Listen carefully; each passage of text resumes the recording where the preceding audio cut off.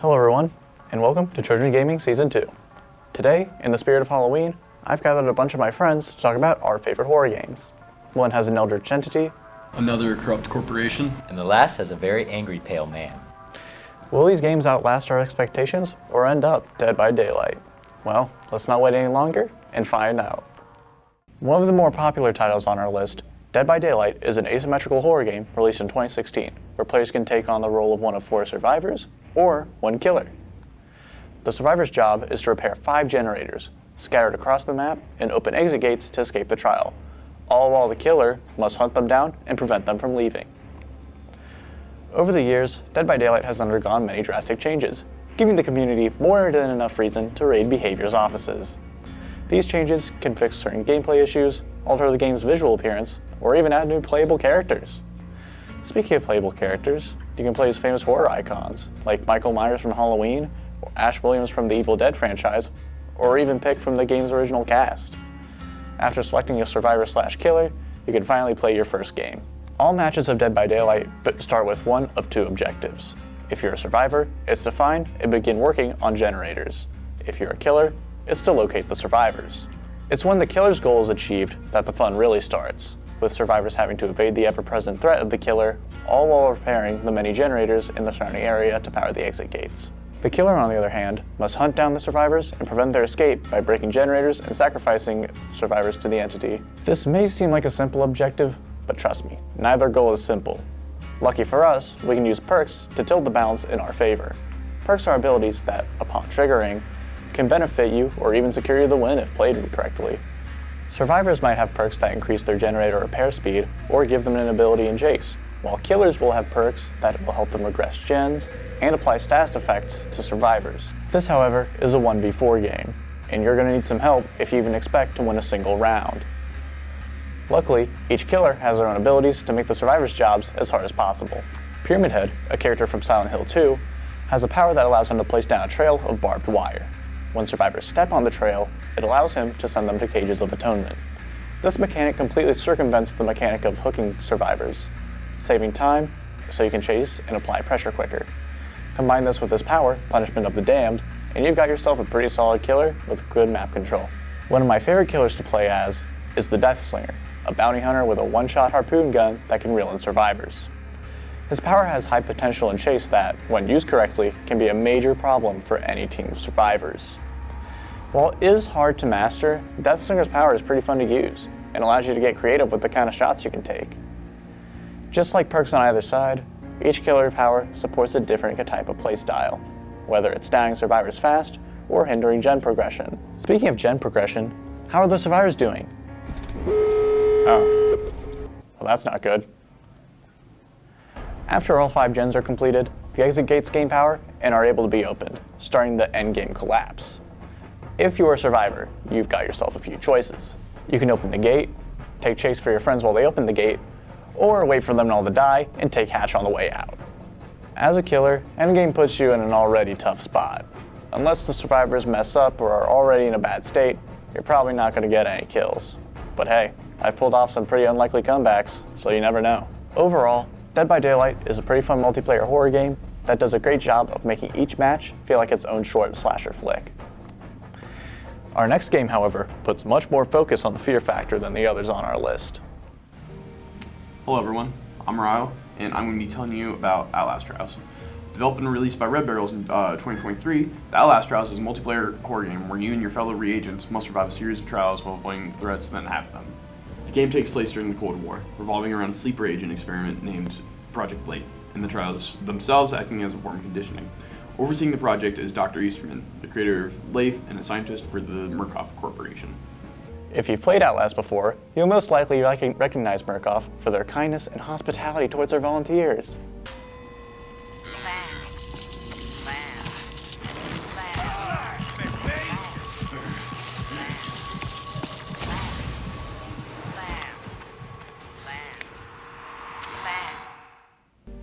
That was a joke, but what I'm about to say isn't.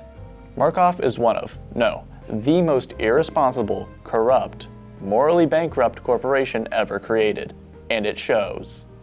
Right before you even start a trial, you and the other regents are hit with a gas full of random chemicals that causes everybody to hallucinate. This serves as a pseudo loading screen and is a really cool way to preview the threats in the upcoming trial. Upon entering the trial, you will receive your first task, usually being to go to the center portion of the map. Trials maps are really well designed, looking similar to the places it attempts to replicate, all while showing their hunting ground-esque nature. Hi.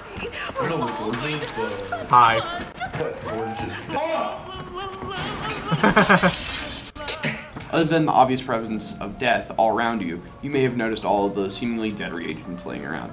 Despite Murkoff cleaning the trials, these guys somehow slip the radar in one of the main ways you get items. You've got medicine to heal from attacks, lockpicks to get better items, and batteries to recharge your night vision. Night vision is a staple of the Outlast series, helping you make your way through the dark and preventing you from bumping into any obstacles. The last thing you want to happen to you in an Outlast game is for your battery to die out, mainly because it leaves you vulnerable to what I'm about to talk about. Once you start on your second task, you'll most likely hear a siren go off in the background.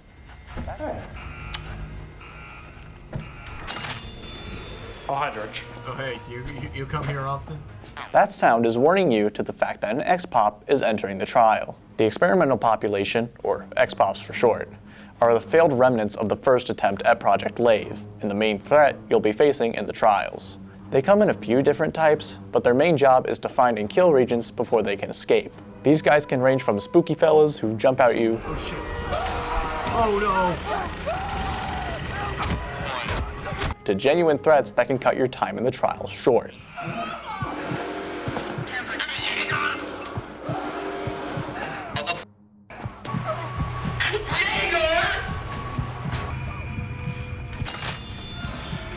Oh, Jaeger. Oh.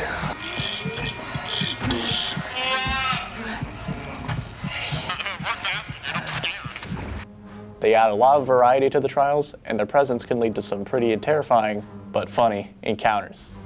Oh, hi guys. Oh my god. You'll also see the prime assets, characters that are tied to certain settings the trials take place in. For example, Sergeant Leland Coyle, a shock baton-wielding maniac, resides in both the police station and courthouse. Each prime asset also has their own trap, an ability that sets them apart from the others. Coyle's trap is an electrified fence on the floor, and his power allows him to short-circuit your rig upon hitting you. Rigs are essentially abilities you can use mid-trial to increase your odds of survival. My favorite rig is the Jammer, a remote that allows you to hack and disable traps. It also has an effect on many of the X-Pop, stunning them by inflicting severe nausea. The rig that I use the most is the Blind Rig, a landmine that deploys a cloud of blue smoke after being stepped on by an X-Pop. This can be upgraded to where you receive a speed boost after running through the smoke cloud, allowing you to make a quick escape. If you manage to evade the X-Pops and finish your second task, you'll eventually make it to your final task, during which the prime asset will be constantly active. This is often the highlight of the trial, as the eerie atmosphere is heavily amplified by the knowledge that something is hunting you and actually knows where you are. Trial finales usually involve destroying something, that something often being other regents. The prime asset is alerted to your location whenever you make any progress on the objectives, so make some distance before you do. I'm taking Coyle's away. Bring that soldier boy. Nice. Oh, the soldier. Superman battle.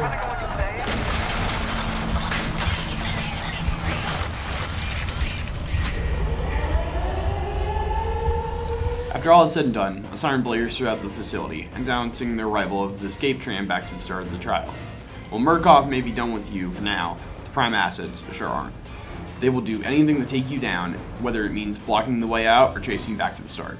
Pressing the button to open the tram starts a 3-minute timer, during which you and your friends will have to leave the trial or die via electrocution. The creation of panic to reach the trial exit is done to great effect, and can even result in some pretty funny moments between you and your fellow reagents. Alright, okay, it's up, let's go. Even fairy tales? Do something! You hurt the children! Oh shoot. To summarize, the Outlast Trials is a pretty fun, albeit pricey, horror game to play with your friends. If you enjoy Trials, I highly recommend that you check out the brilliantly horrific, single-player experience that is the original Outlast. And with that, let's pass off to Jameson, who will be reviewing a spooky game for the Sega Genesis. Castlevania Bloodlines was released for the Sega Genesis on March 17, 1994, and was developed and published by Konami. In this game, you play as two dudes, John Moores from Texas or Eric Picard from Spain, and have to stop one of Dracula's descendants, Elizabeth Bartley, from resurrecting Dracula. The game is divided up into 6 levels scattered around 1910's Europe. Your visits will include the Leaning Tower of Pisa, which should definitely not be leaning this much, the Palace of Versailles, an arms factory run by skeletons and helmets, and the ruins of Atlantis, all filled to the brim with spooky monsters. Very historically accurate game. In order to traverse these dangerous lands, you gotta master each character's abilities. John can use his whip to attack and swing on walls, and Eric can use his spear to violently poke enemies and do a super jump. Eric can also attack in 8 directions, which combined with his longer range, kinda makes him superior to John. Overall though, both characters control great, as long as you're used to Castlevania's iconic stilted jump mechanics.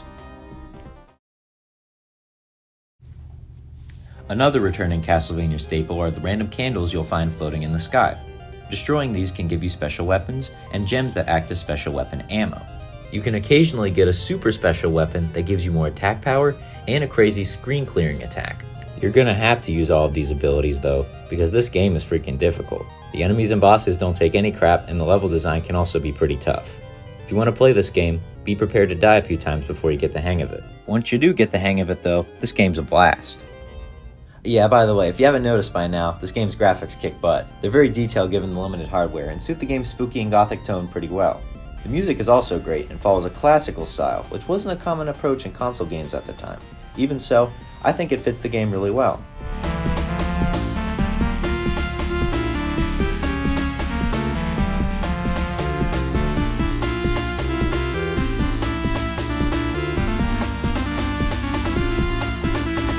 Overall, I'd say that this is a quality action game with a great spooky atmosphere, and one you should definitely check out if you want a good challenge. I would give this game a 9.5 out of 10.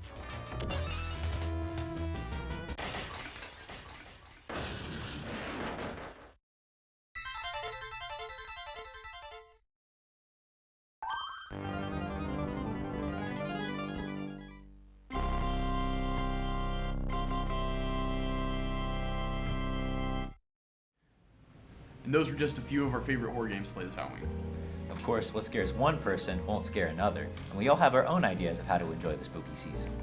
Personally, I'm going to be recording a football game in my Ghostface costume, most likely wearing a Trojan Media Productions lanyard and carrying a camera bigger than the amount of confidence I actually have using it.